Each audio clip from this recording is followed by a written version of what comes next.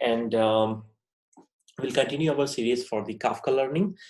Last couple of sessions, we learned about how we can, what's the benefit of Kafka, why we are using Kafka, and how to quickly set up Kafka in your development environment, and how you can use console, producer, and consumer to basically produce a sample string message, and how you can receive it in your console consumer. And so that's pretty much the very basic setup, how you can get quickly up and running and get your development work started for Kafka. In this sessions, we are going to learn how you can use Java program to produce a message to your Kafka broker. So let's get it started. Show my screen. All right. Okay, so what you currently see in my screen is pretty much in the last video. The first command is nothing but it just keeps a watch, and I'll put all these links below in the description for the previous video as well. So if in case you have missed it, please watch them. Okay, so the first command is basically just, it will loop every 4 seconds and look at my containers, right? I'm still in the same directory, pwt Kafka, sorry. And I'm gonna run Kafka. All right, this will start my 4 containers over here, 3 for Kafka brokers and 1 for Zookeeper. And once everything is up and running, we will use the command, which is even eCode here, to produce a sample message and receive it at the consumer end. So guys, give it a couple of seconds. Awesome, so everything is up here. It's just creating some of the tests topics for us. Okay, so basically, if you see, once this cluster is up and running, and I recommend to use my previous videos, how you can get it up and running is in a matter of seconds, not even minutes. So it will also echo these commands, and if you see there are some commands basically create some scripts, and I'm just trying to create a different kind of a topic with different partition counts, because the 3 brokers, so I can actually theoretically I can create a topic with 3 partitions. Okay, and this is the normal test topic 1. Okay, so this is about basic steps. Let's quickly send and receive message. These commands are from my previous run, so I just did it. Otherwise, you can copy from here the producer one and the consumer one over here. Okay, so I'm gonna run both consumer and producer, and left side is my producer, which is anchor tag, waiting for the messages to be given. Okay, testing Kafka setup. Okay, and I see on the right side, which means my console, producer, and consumers are working fine. Okay, now once you have reached to this step, it's a matter of like writing your own Java producer. I'll quickly in a minute, and how you can get that. Basically, I'll share these links as well in the description, but pretty much you can go to this URL and clone this code base. Okay, once you have done and you see this code in your IDE, the structure is super simple. It may not follow the best practices which you write in your production, but it solves the purpose of conveying how you can quickly produce a message using Java project to your Kafka broker. Okay, so let's get it started. This is pretty much a straight Spring Boot application. You can download. From the Git repo, which I showed here. It's pretty much source main Java, where your all source code is written. Your source test Java, where all your test cases are there. Usually, I prefer test cases because I believe it helps you for a faster development and a clean way of testing various flows of an application.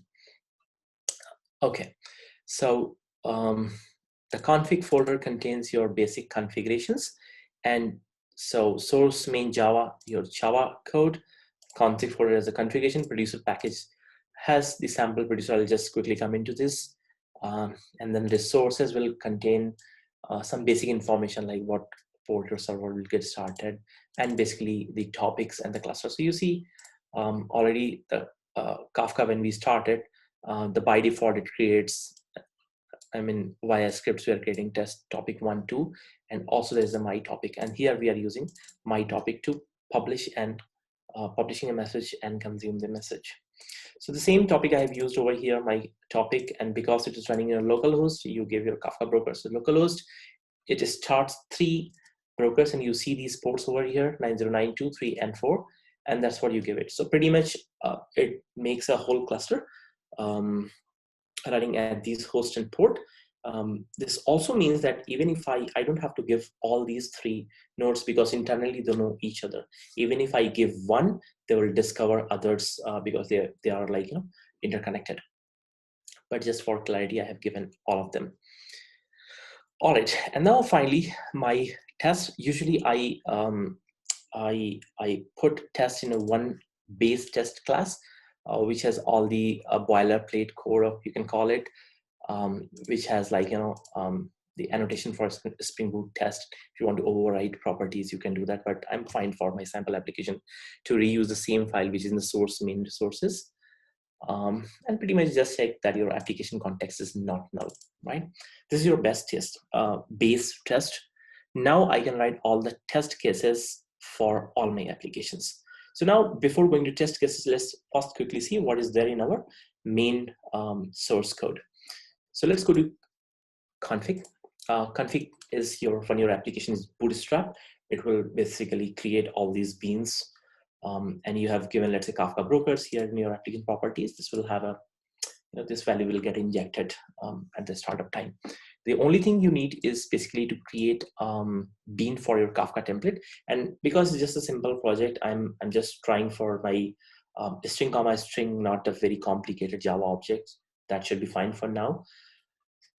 Okay, so this is a method where you create a producer factory. Pretty much you just give all the properties, what is your broker, and for what serializer you are using for your key and value. So whenever you're pushing a message to Kafka, the producer API, what they first do is to take your message, basically your key and value, and they serialize it. End of the day, everything is a byte array. Kafka doesn't care as long as you put the data into the byte arrays. So it could be like a programming language agnostic, because in any other programming language, as long as you put the right sequence of bytes and push these message, Kafka will understand that. Okay. So once you prepare your properties and tell your property like where your Kafka broker is, and then tell what serializer you use to serialize your message. So whenever you're pushing a message, the Kafka will serialize it, and then the producer API, and then it'll push to Kafka brokers. And once it is successful, the broker will return the response with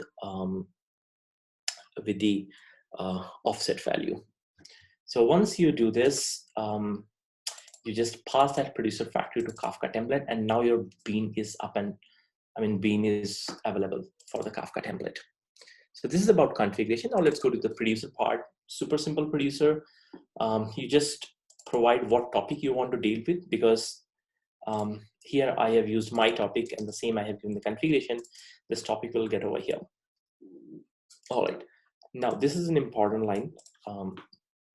So when you are producing this record, at that time in the record itself, you need to tell what topic. Okay, I have hard coded that, but sorry for it. I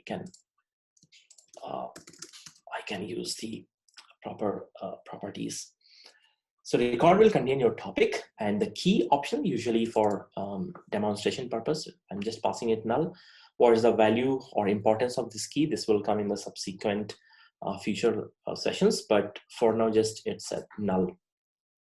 And the message, whatever message you want to send to your Kafka brokers. There are many ways you can use the producer API, and I will cover more in depth the pros and cons for them. But for now, just see that whatever bean you have created, you just use the send method and give it the record which contains your message and topic, and that record will be sent to your Kafka brokers. All right, so let's quickly test it out. So here we can produce our message from the consumer, my message one. So just to show that, this is working, you push your message to your my topic and you can consume it on the right window. So now what I'm gonna do here is, instead of pushing a message from the console producer, I'm gonna use my Java API. Let me adjust my screen a little bit so you can see your message coming on the right side. Okay, so I'm gonna run my test case. It just gets hold of your simple producer, this beam, and then it'll just call this method to, send this message to this guy. You go here and just run it, and then you will see, once this test case is successful, the message is being pushed over here, and unfortunately it hasn't come. Very much interesting. Why is it so? Why?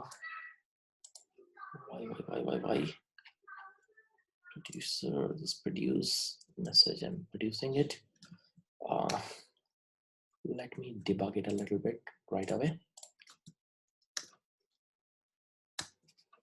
I'm just suspecting the values are correct or not. Okay, topic, my topic, yes, needs to send this message. Okay, so it has come. I don't know what went wrong in the previous time. I'm gonna rerun it once again. Run. Okay, it is coming. So there, I just need to ensure that nothing is wrong again. All right, so that's pretty much for today. In the next session, I will be covering in more details that what is the difference, or what are the various ways and differences, how you can use this producer API. Thank you.